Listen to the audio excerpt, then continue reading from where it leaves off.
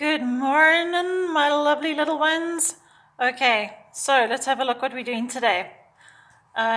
For Smart Kids, which is the first book we're going to start with, we are doing page 34 and 35. So if you turn there, all right, you've got this whole long story about Jody and her crazy hair. All right, and it's called A Hairy Story. Okay. So we're doing rights and responsibilities. So this is a good story about Jody who did not take care of her hair, and you can read about the consequences thereof. Okay, so you will notice with the story it has these paragraphs, and each paragraph is numbered. So this is paragraph A, paragraph B, C, and so on, all the way on this page to paragraph G. Okay, so you're going to need to use that for this first section that you're going to do. All right, it says match these sentences to the correct paragraphs of the story. Write the letter of the paragraph next to each sentence. Okay, for example, this first sentence that they've given you. Jody's father decided that Jody did not have to care for her hair anymore. All right, so you have to put in the space what paragraph that sentence happened. In what paragraph did Jody's father say, okay, well, fine, you don't have to care for your hair anymore. All right, and if you read, it happened in paragraph B. So you will put B over here. All right, and you do all those sentences there. And then there's just some questions which you're going to answer about the story that you've read, so make sure you've read it properly, and you can answer these questions in full sentence. Okay, that is Smart Kids. For Build Your Brain Power, we're going to do page 21.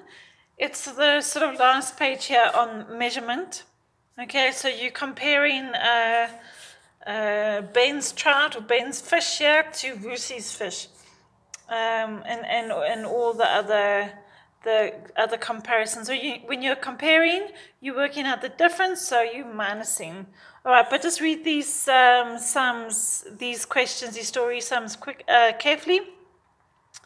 All right, and make sure you are in fact minusing. This whole last section is finding the difference again. So again, you're minusing. Even if it goes 25 to 60, all right, you still have to take off 25 from 60 to give you 35. All right, so all of that involves subtraction, working out the difference, work out the difference between. Read what Busy Bee says. That's very important. It says to find the difference, you can count on from the smaller number, or you can count backwards from the bigger number. All right, or you can subtract the smaller number from the bigger number. But at the end of the day, it's subtraction. All right. Then let's have a look. Pragmas. We're going to do a few sums in Pragmas.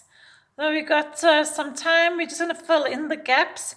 So I'm giving you page 5, 4.2 A to G, and 5A to H. So if you have a look here, page 5, you're going to do this 4.2 section. Write down the next 5 numbers in each sequence. All right, so you're doing all those letters there. And then you're going to do number 5. Write the numbers represented by the letters on each number line under the letter. Okay, or you can do it on top. It doesn't really matter. All right, so it's a number pattern. You can see here you're counting in tens. All right, so A will be 10. It starts at 0. A will be 10. B will be 20. They've given you 30. C will be 40. D will be 50. And E will be 60. All right, so you're going to tell us what number each of these letters represent. You have to work out the number pattern sequence. All right, so it's that section and that section on page 5. And then I'm giving you some more sums on page 9 and 10.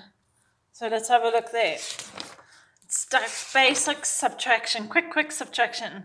All right, this will take you no time at all. So it starts here on page 9. You're going to do this whole section, bottom section, and it carries on page 10.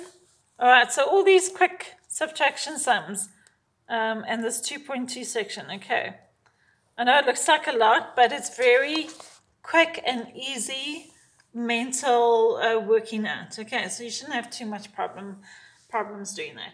Okay, then I think I'm going to give you some more sentences to do on the apostrophe, which we'll do in our English hardcover book.